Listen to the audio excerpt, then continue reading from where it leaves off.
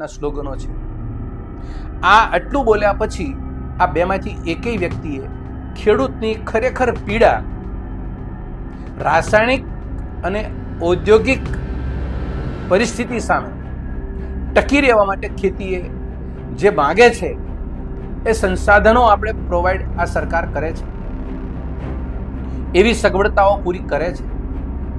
ખેતીના બાધારૂપ પ્રશ્નો વર્તમાન ખેતીના શું છે એ માટે ચિંતા કરે છે. જંતુનાશક દવા બનાવનારા હજારો વેપારીઓનો ભોગ આ દેશના 52 લાખ ખેડૂતો પૈકીના ખેડૂતો બની રહ્યા છે. આ તો સરકારી રાહે નિવારણ લાવવાની કે નિકાલ લાવવાનો આ મુદ્દો છે, પણ સરકારે કોઈ દિવસ આ બાબતે ગંભીરતા પૂર્વક કોઈ પગલાં માટે આયોજનપૂર્વક કેટલો ખર્ચ કર્યો અને કયા પગલાં પડ્યા.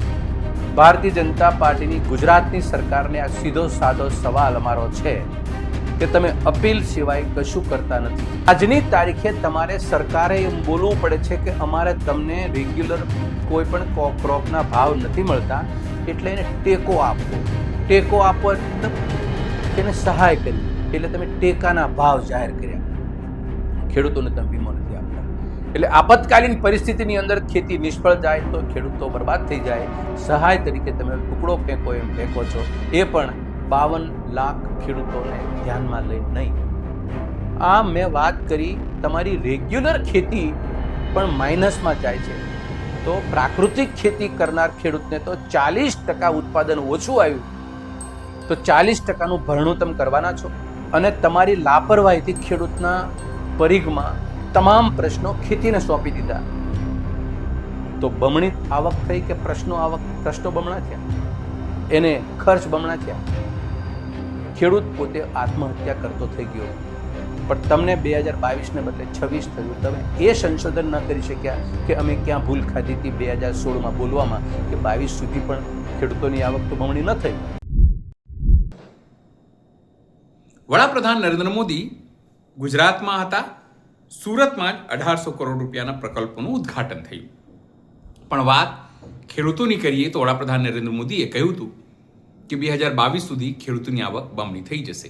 પણ હવે 2026 આવી ચૂક્યું છે અને ખેડૂતોની આવક બમણી તો શું, તેમની આવક ઝીરો થઈ ગઈ છે, ઓછી થઈ ગઈ છે, જાવક વધુ થઈ ગઈ છે. ઉલટા તેમને હવે પ્રાકૃતિક ખેતી કરવા માટે સરકાર પ્રેરણા આપી રહી છે. પણ સવાલ એ છે કે શું એ ખેતીમાં તેમને લાભ દેખાય છે? તો જવાબ છે ના. કારણ કે રાસાયણિક ખાતરથી લઈને તમામ એવી કંપનીઓ નકલી બીજ બનાવે, રાસાયણિક ખાતર નકલી, આ તમામ વસ્તુ થાય, પણ સરકારનો એના ઉપર કંટ્રોલ નથી. એટલે ભલે વડાપ્રધાન આવીને મોટી મોટી વાતો ગુજરાતમાં કરે, પણ લોકો હવે તેમને સવાલ કરી રહ્યા છે, ખાસ કરીને રાજકીય આગેવાનો, કે બમણી આવકની વાત ક્યાં ગઈ?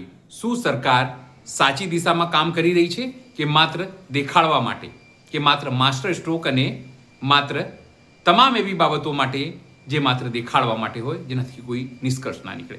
નમસ્કાર, હું છું ચિંતામણી પુત્ર અનિલ પટેલ. સ્વાગત છે આપનો અમારા કાર્યક્રમમાં.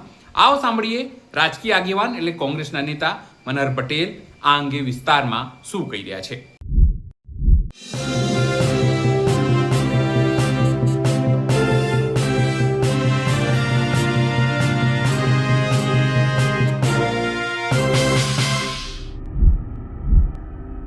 આજે 5મી જૂન વિશ્વ પર્યાવરણ દિવસ. સમગ્ર સજીવ સૃષ્ટિને આપણે સૌ નમન કરીએ અને તમામ મોરચે સજીવ સૃષ્ટિને બચાવવા માટેનું આપણે સૌ સહિયારો પુરુષાર્થ કરીએ એવી શુભકામના પાઠવું છું. રાજ્ય સરકાર માત્ર આ શુભેચ્છા આપી અને એની ફરજને પૂર્ણ કરે છે. ઘણા સમયથી ગુજરાતની ભાજપા સરકાર ખેડૂતોને પ્રાકૃતિક ખેતી કરવા માટે અપીલ કરે છે, અને એમાં પણ ખાસ કરીને નામદાર રાજ્યપાલ સતત આ વાત મૂકે છે. આ રાજ્યના અન્નદાતાઓ એ પોતાનો ખેતીમાં નફો શોધે છે. જેમ વેપારી કે ઉદ્યોગ ગૃહ કોઈ પણ પોતાના ધંધાની વાત આગળ વધારે તો એનો પહેલો પૈગામ હોય છે કે એ ધંધામાં નફો ક્યાં પડ્યો છે. તમામ ઉદ્યોગ, તમામ વેપાર ધંધામાં જે રોકાયેલા લોકો એ પોતાનો નફો શોધી શકે છે, તો શું ખેડૂત પોતાના ધંધામાં નફો ન શોધી શકે? એ પોતાની ખેતીમાં નફો ન શોધી શકે? અહીંયા આગળ ભાજપાની સરકાર માર ખાય છે અને ભૂલ ખાય છે. ખેડૂતની સામે સતત અપીલ શેના માટે? ખેડૂતો સ્વીકારતા કેમ નથી? અને ખેડૂત આ દેશનો એટલો બધો કોઠાસૂઝ ઉજવાળો છે કે એમાં નફો પડ્યો હશે તો એ પકડી લેશે. તમારે એવી વારંવાર અપીલ કરવી પડે છે. એનો મતલબ એમ કે અપીલ પછી તમારે કોઈ પ્રકારના સંસાધનો પણ સગવડતાઓ પૂરી પાડવી નથી. પ્રાકૃતિક ખેતીનો એક સેમિનાર 2 દિવસ પહેલા એટલે કે 3 જૂન 2026ના રોજ કૃષિ મંત્રી એમાં એમ કહે છે ગુજરાતના કે પ્રાકૃતિક ખેતી અપનાવી અને ધરતી અને આવતી પેઢીને બચાવી. નામદાર રાજ્યપાલ કહે છે કે પ્રાકૃતિક ખેતી આજના યુગમાં કામ એક લાભ અનેક. કેટલા બધા સરસ મજાના સ્લોગનો છે. આ આટલું બોલ્યા પછી આ બેમાંથી એકેય વ્યક્તિએ ખેડૂતની ખરેખર પીડા, રાસાયણિક અને ઔદ્યોગિક પરિસ્થિતિ સામે ટકી રહેવા માટે ખેતીએ જે માંગે છે એ સંસાધનો આપણે પ્રોવાઈડ આ સરકાર કરે છે, એવી સગવડતાઓ પૂરી કરે છે. ખેતીના બાધારૂપ પ્રશ્નો વર્તમાન ખેતીના શું છે એ માટે ચિંતા કરે છે. વીજળી, પાણી, વીમો કે ભાવ આજે કશું સરકારી રાહે મળતું નથી. ઉપરાંત આજના ખાનગી બિયારણ બનાવનારા, રાસાયણિક ખાતર બનાવનારા અને જંતુનાશક દવા બનાવનારા હજારો વેપારીઓનો ભોગ આ દેશના 52 લાખ ખેડૂતો પૈકીના ખેડૂતો બની રહ્યા છે. આ તો સરકારી રાહે નિવારણ લાવવાની કે નિકાલ લાવવાનો આ મુદ્દો છે, પણ સરકારે કોઈ દિવસ આ બાબતે ગંભીરતા પૂર્વક કોઈ પગલાં કે કોઈ એક્શન લીધા ખરા? એમાં ના આવશે. આ દેશમાં આપણે સરકારી રાહે આ ધરતીને કે ખેડૂતને બચાવવા હોય તો કયા પ્રકારના આપણે પગલાં ભરવા જોઈએ અને કેવો વહીવટ કરવો જોઈએ? 2 જ બાબત અને સીધી ને સાદી. આ દેશની સરકાર એવું કહે છે કે આ દેશમાં સિક્કિમ એક એવું રાજ્ય છે જે વિશ્વનું પહેલું રાજ્ય છે કે 100% ઓર્ગેનિક ખેતી કરતું રાજ્ય. આજની સ્થિતિ 100% ઓર્ગેનિક ખેતી કરનારા રાજ્યની પરિસ્થિતિ શું છે એ સરકાર આ રીતે જાણે છે, પણ આપણે સૌ પણ સમજીએ. આ રાજ્યને અપીલ કરી ખેડૂતોને ઓર્ગેનિક ખેતી અપનાવતા કર્યા, અનેક પ્રકારની વાતો કરી. રાષ્ટ્રીય મોડલ તરીકે જાહેર કરવાનો પ્રયત્નમાં તો ભાજપા તો મોડલ તો ગમે એને સારું આપી દે, એ પણ કરી લીધું. મોટે મોટી યોજનાઓને લઈ કરોડો રૂપિયા એ રાજ્યને ફાળવવાની વાતો પણ કરી લીધી. સરવાળો આજે એવો આવ્યો અને આપની સામે આવ્યો કે એક સંશોધન આવ્યું બહાર, એ પેપર મારી પાસે આવ્યું. એમાં સિક્કિમ રાજ્ય એ ચોખાના ઉત્પાદનમાં પ્રતિ હેક્ટર 1242 કિલોગ્રામ ઉત્પાદન લે છે. એનું બાજુનું રાજ્ય એટલે પશ્ચિમ બંગાળ એ 2865 કિલોગ્રામનું ઉત્પાદન લે છે. એટલે કે 60% ઉત્પાદન સિક્કિમ કરતા પશ્ચિમ બંગાળનું વધુ છે. એવી જ રીતે તમે ઘઉંની અંદર જે 2014-15 વચ્ચે જે પાક ખેડૂતો લેતા હતા રેગ્યુલર, એ 400 મેટ્રિક ટન નું ટોટલ હતું. આજે 24-25માં એ રાજ્યનું ઘઉંનું ઉત્પાદન માત્ર 130 મેટ્રિક ટન. બાજરીનું 3600 મેટ્રિક ટન એ રાજ્યનું હતું, આજે માત્ર 2000 મેટ્રિક ટન થઈ ગયું. મકાઈ 68,900 મેટ્રિક ટન ઉત્પાદન કરતું હતું એ રાજ્ય આજે 53,000 મેટ્રિક ટન ઉત્પાદન કરતું થઈ ગયું. કઠોળ 5800 મેટ્રિક ટન ઉત્પાદન કરતું હતું એ રાજ્ય આજે 5000 મેટ્રિક ટન ઉત્પાદન કરતું થઈ ગયું. આમ ટોટલ આ 5 ક્રોપ એ અનાજ છે, રેગ્યુલર થાળીમાં આવનારું અનાજ. એ પોતાના રાજ્યની અંદર જ્યારથી ઓર્ગેનિક પદ્ધતિથી ખેતી કરતા ખેડૂતો થયા ત્યારથી આજે 41% ઉત્પાદન એ લોકોને ખેડૂતોને ઓછું મળ્યું. હવે સરકારની જે માનસિકતા ગણો કે સરકારની જે સમજ ગણો એ માત્ર એટલી જ છે કે સજીવ સૃષ્ટિને કેમિકલ યુક્ત ખાતરો કે દવાઓના વપરાશથી જે રીતે ખેતીમાં એ પાક ઉપર ઝેરની અસર આવે છે એ ખોરાક સ્વરૂપે કે પશુ પક્ષી કે પશુઓના આહારમાં જાય છે, એના કારણે ખૂબ મોટા ભયંકર રોગો થાય છે અને એના કારણે આપણને સૌને મોટી નુકસાની થાય છે. આટલી વાત સમજ્યા પછી સરકારનો રોલ શું? સરકારે પોતે ધરતીને બચાવવા માટે ને ખેડૂતને બચાવવા માટે આયોજનપૂર્વક કેટલો ખર્ચ કર્યો અને કયા પગલાં ભર્યા? ભારતીય જનતા પાર્ટીની ગુજરાતની સરકારને આ સીધો સાદો સવાલ અમારો છે કે તમે અપીલ સિવાય કશું કરતા નથી. આજે 2 દિવસ પહેલા આપણને સૌને સમાચાર મળ્યા 20 વર્ષથી જાપાનમાં બોટ પેપર સિસ્ટમથી આલ્ફાન્સો અને કેસર કેરી એક્સપોર્ટ થતી હતી.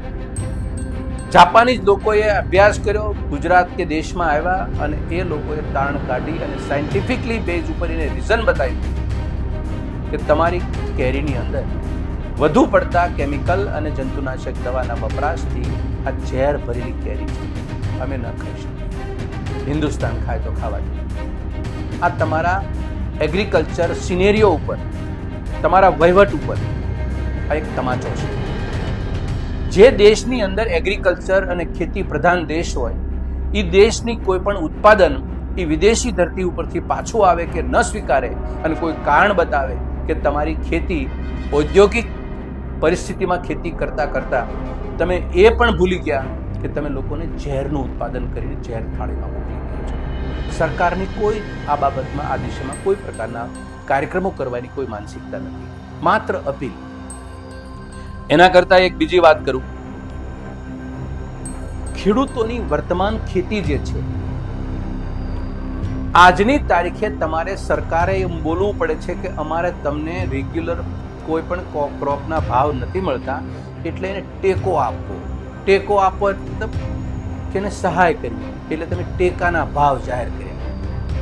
આ શરમજનક બાબત છે કે તમારી સરકારને ખેડૂતને પોષણક્ષમ ભાવ રેગ્યુલર માર્કેટમાં નથી મળતા એટલે ટેકો આપવો પડે છે.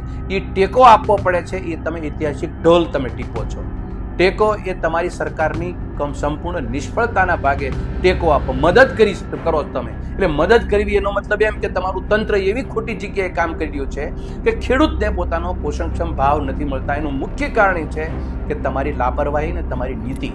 કેવી રીતે નીતિ? જીએસટી તમે તગડા મારી દીધા ઇનપુટ્સ ઉપર.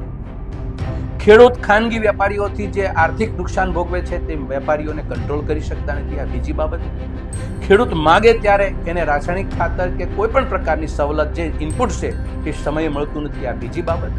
પાણી અને વીજળી એ પુરવઠો છે, તે પુરવઠો તમે ખેડૂતોને સમય આપી શકતા નથી અથવા તો વ્યાજબી ભાવે આપી શકતા નથી. આ ત્રીજો ચોથો મુદ્દો. અને પાંચમો મુદ્દો, તમે ઉદ્યોગને વીમો આપો, ખેડૂતોને તમે વીમો નથી આપતા. એટલે આપતકાલીન પરિસ્થિતિની અંદર ખેતી નિષ્ફળ જાય તો ખેડૂતો બરબાદ થઈ જાય, સહાય તરીકે તમે ટુકડો ફેંકો એમ ફેંકો છો. એ પણ 52 લાખ ખેડૂતોને ધ્યાનમાં લઈ નહીં. આ મેં વાત કરી, તમારી રેગ્યુલર ખેતી પણ માઇનસમાં જાય છે. તો પ્રાકૃતિક ખેતી કરનાર ખેડૂતને તો 40% ઉત્પાદન ઓછું આવ્યું તો 40%નું ભરણું તમે કરવાના છો. રેગ્યુલર ખેતી માટે તમે પ્રધાનમંત્રી 2016માં બોલ્યા હતા. શરમજનક બાબત છે, આજે પણ દેશની ઇતિહાસના પાના ઉપર પડી છે કે અમે અમારી સરકાર 2022 પહેલા આ દેશના અન્નદાતાઓની આવકને બમણી કરી દીધી છે.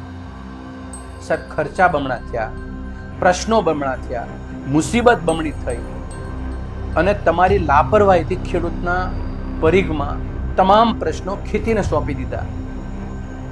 તો બમણી આવક થઈ કે પ્રશ્નો બમણા થયા, એને ખર્ચ બમણા થયા. ખેડૂત પોતે આત્મહત્યા કરતો થઈ ગયો.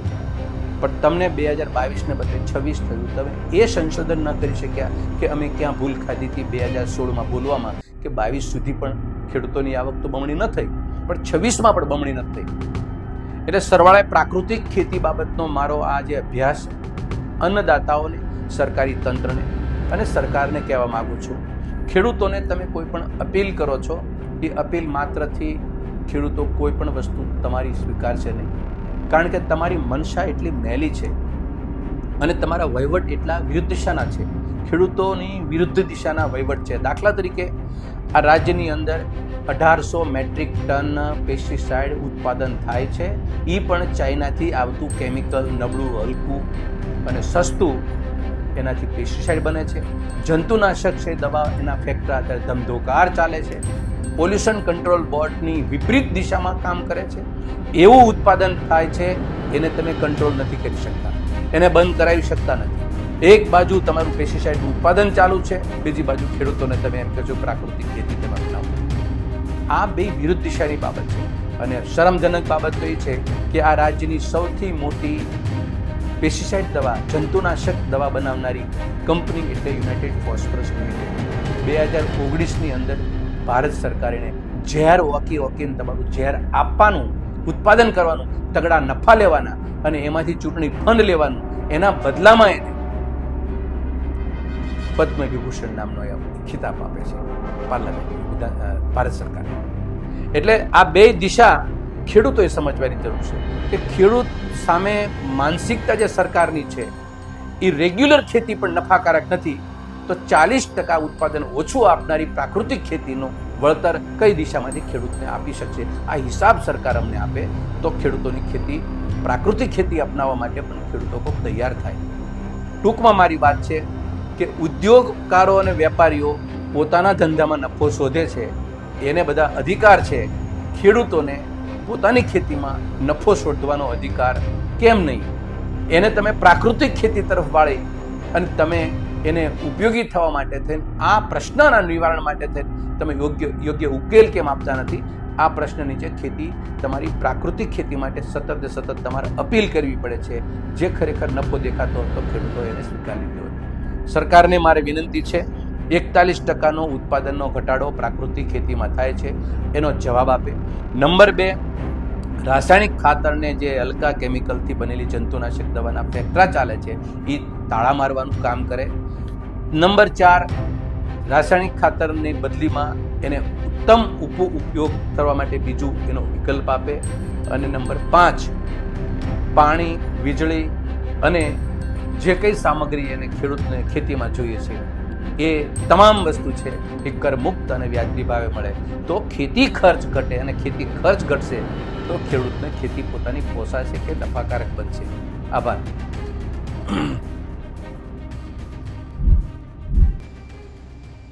ખાસ કરીને જે રીતે સરકાર આ ક્ષેત્રે નિષ્ફળ છે, ભલે સફળ બતાવવાનો પ્રયત્ન કરી રહી હોય પણ તે નિષ્ફળ છે, તેને લઈને આપ શું માનો છો? પ્રાકૃતિક ખેતી લઈને ખેડૂતો ખાસ કરીને શું માને છે, જરૂરથી મારા કોમેન્ટ બોક્સમાં કમેન્ટ કરજો. એ સિવાય અમારી યુટ્યુબ ચેનલ લાઈક કરો, સબસ્ક્રાઇબ કરો, બેલ આઇકન દબાવો. સાથે અમારા ઇન્સ્ટા અને ફેસબુક પેજને પણ આપ ફોલો જરૂરથી કરો. અને અમારી વેબસાઇટ છે www.gujaratpress.in, ત્યાં પણ જઈને તમે વધુ અપડેટ થઈ શકો છો. અત્યારે માટે બસ આટલું જ. નમસ્કાર.